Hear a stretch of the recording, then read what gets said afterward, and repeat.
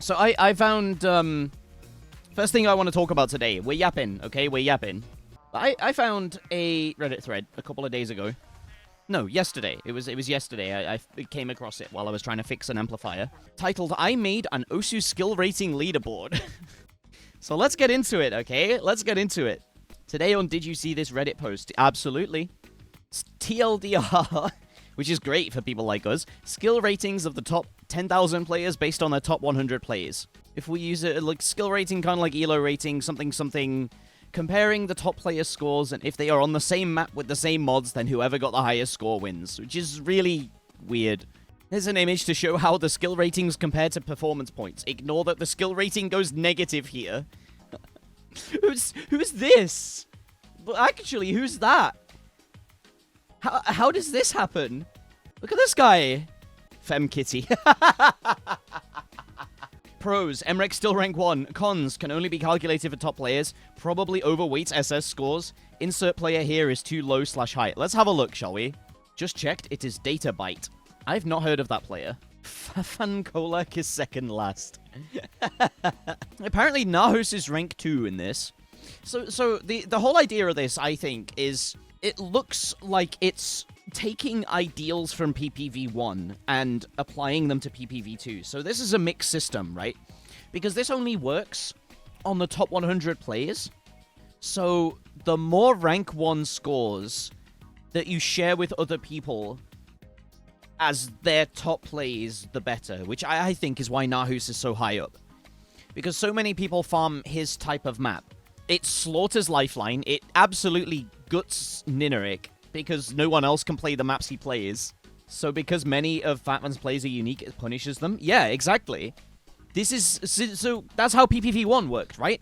And it wasn't competition on high PP stuff. It was on, like, the low PP stuff, because everyone was playing them. So if you beat 2 million people on one map, you just slam low star rating accuracy scores, and then you get high rank. But with this one, it's based on PPV2 top 100s, so that makes it different somehow. Find it funny that Malice gets boosted so high, but then also that Rafis gets boosted so high. He gets like a full leg up. Blue Oxy rank 4 from Flashlight plays. Yeah. Oh, it is an interesting... Arnold is, like, hugely boosted. Such an interesting leaderboard this is. Silas, another player that gets all of the wind taken out of his sails because people can't play the maps he plays. That's the thing. With unique scores, you just get shafted. I see I do not make an appearance in the top 100 even in this leaderboard. By the way, they capitalized the O in Osu. There I am. Ha! Oh, I have 532. That's my number. That's my number, guys. Let's skip all the way back to page 200. Who's on this page? Do we recognize anyone? Who's called themselves Wifeline? BTMCW. Spun out. The player spun out. Yeah. Oh, man. Like, they go down from rank 4K to the bottom because of all of their plays being unique. Oh, no, because of all of their plays being so low in leaderboards. Oh, no, it makes perfect sense. Should we go up the pages until we find you? Nope, not there. Wait, yo, where's Wolf?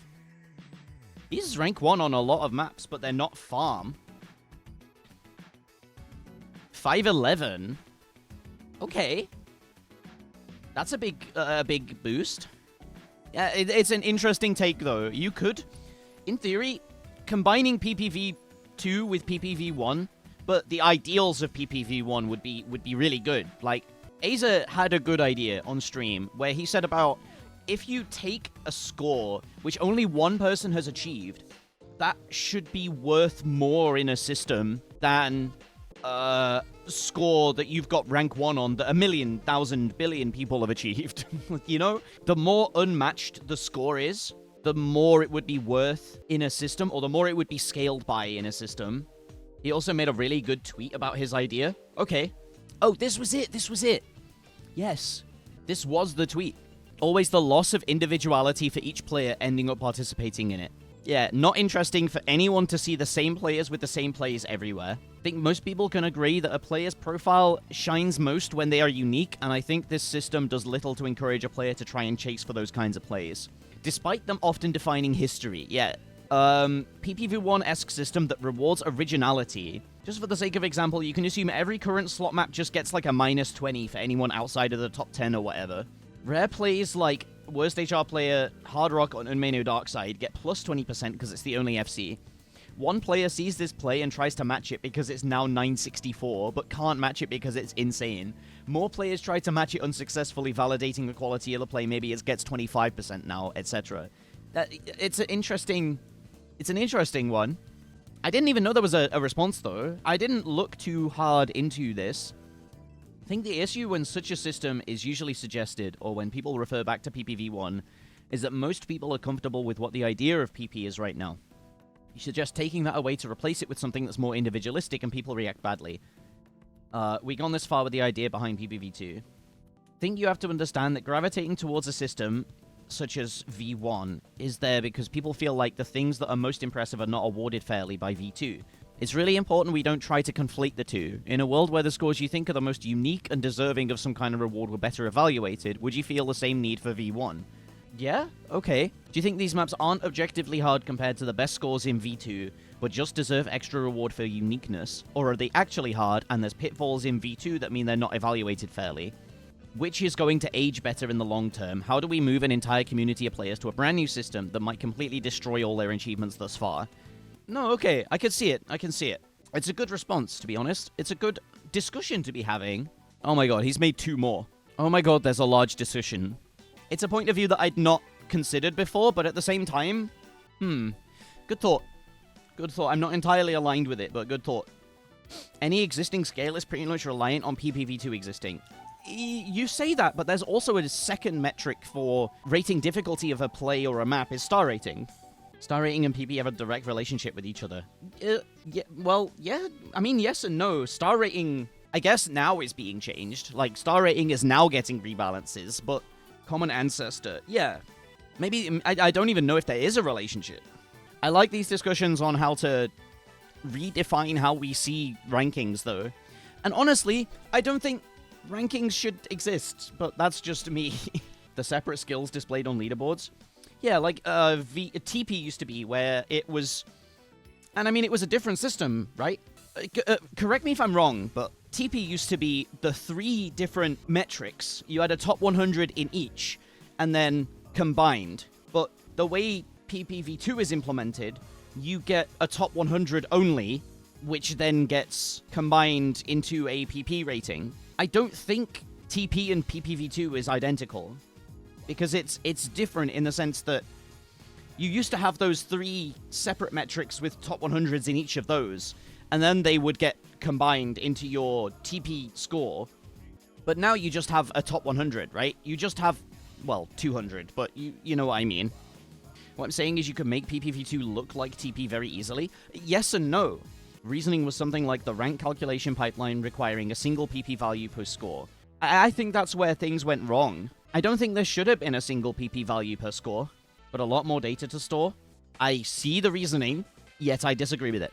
Single PP value... Yeah, exactly. PP development probably would have looked different if the values had remained split the last decade, is correct, yeah. I don't think it should have ever been combined. It was the biggest mistake the community ever made. It's I think, the biggest mistake in difficulty calculation. For player experience, especially new, it is. Okay, can we go back again? So this is how it used to work, okay? Before it was implemented as PPV2, it was implemented like this, where you have aim with a specific top 100 in aim, right? We go best scores. This is a specific... This is the combined rating. This is what would originally, or like, this is what would show up in performance points. So this is this value. Just so everyone knows where we're at. To make this value here, you have the top 100 just in aim. You only total up the weighted aim performance, I guess, which gets combined into here. Same for the speed, same for the accuracy, and then each get added to give you your final rating, which is then, you know, your rating. That's then this number. I have a paste bin somewhere because I was doing some research into this system for a video that never got made. Yes, okay, this one. Flashbang! So this is where I took these, here. These 3 players. Foreseen, it's Michael, and Sapphire Ghost. This is their values. That was their top value. That was their lowest value. That's what it was weighted by. And then this was the summation of that. So you see Sapphire Ghost gets overtaken by Michael, because Michael has a bigger aim peak, which then forms a bigger top value. But then Foreseen doesn't have a large range and gets shafted, but is actually rated highest in this system for having a balanced skill set. And it shakes everything up tremendously.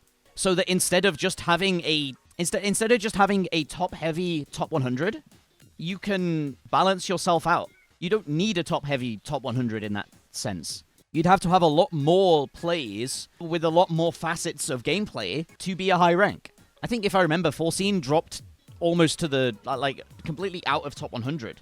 I looked at other players, and it was all, like, the same story. The people with the top-heavy top 100s, like here, and then it falls off a cliff. But here, and then it doesn't fall off a cliff. It's very consistent all the way down. Well, it does for quite quickly at the top, but it's consistent all the way down. But then here, again, it doesn't fall off a cliff. It's consistent all the way down. But, like, you see the point, right? My head hurts. Can I just have big number, please? That's fair. Fair assessment.